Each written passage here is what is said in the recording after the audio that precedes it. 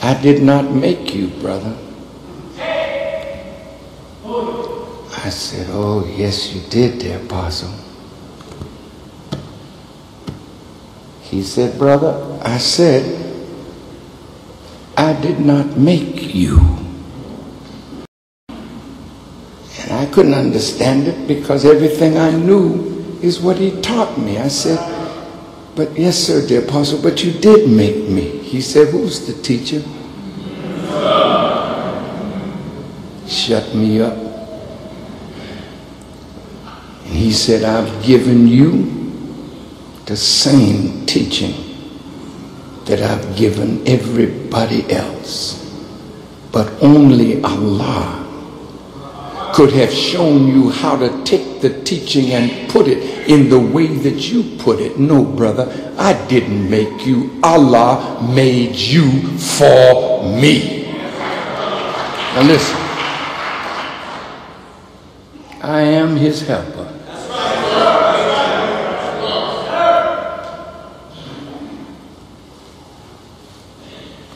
And my Father that is on that wheel in power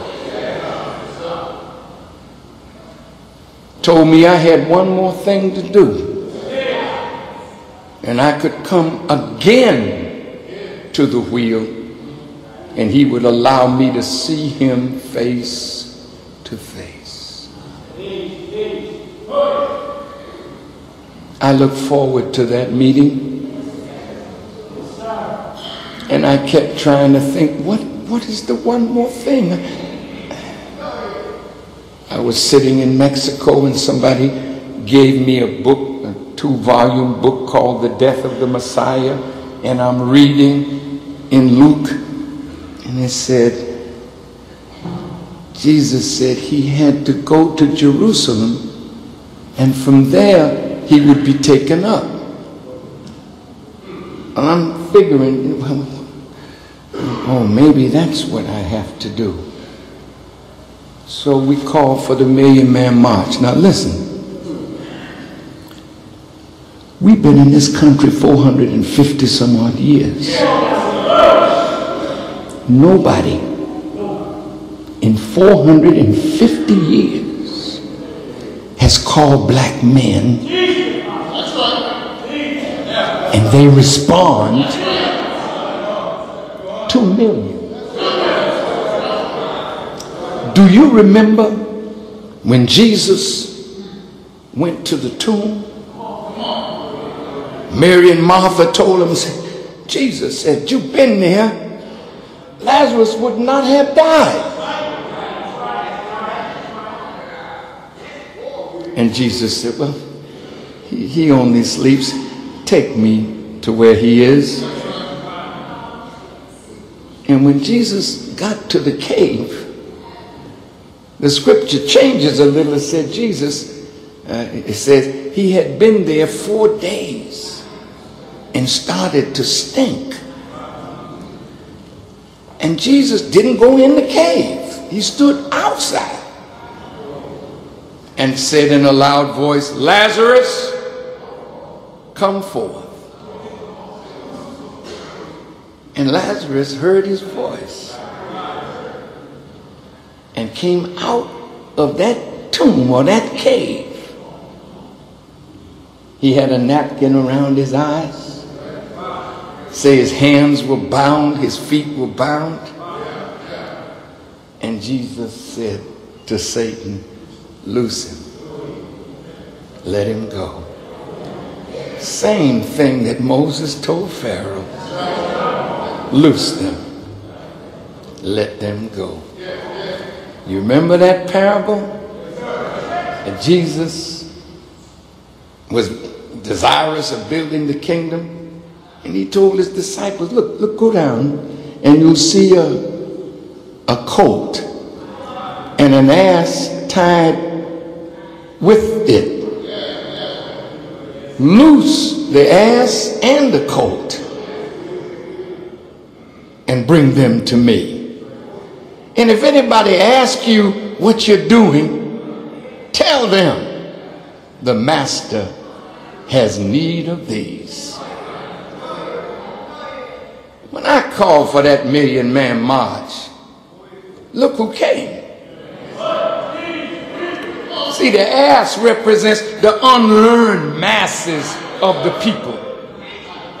But who also came with them? See, the colt. The colt is a young horse. Horse being the most intelligent of all of the beasts, it represents the young college students. The unlearned masses, the young college students, and then came the leaders who didn't want nothing to do with the million-man march until they saw the crowd. And everybody came wanting to talk.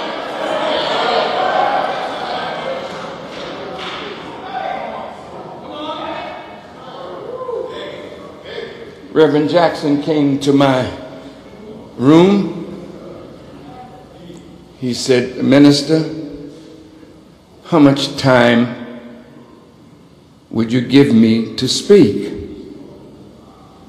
And I said, "Oh, Reverend Jackson, I can't give you no time.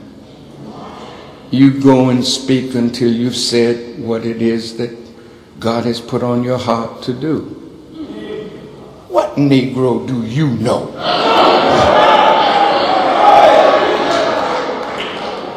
Look at your brother now. See, I have no fear whatsoever of somebody upstaging me. I applaud your greatness because your greatness is from God. And if I despise your greatness, it is not you that I despise, it is God himself. So I said to my brother, speak.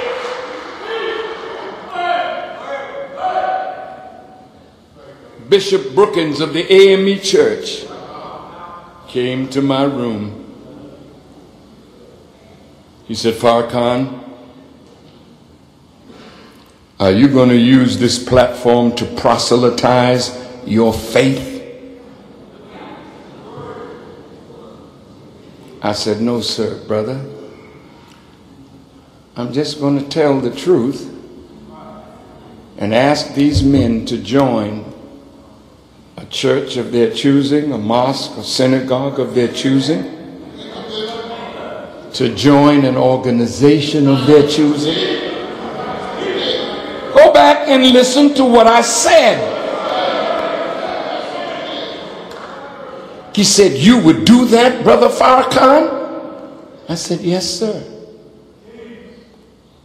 I'm not afraid of the church. I would send you to church if that's where you want to go, but you need spiritual instruction.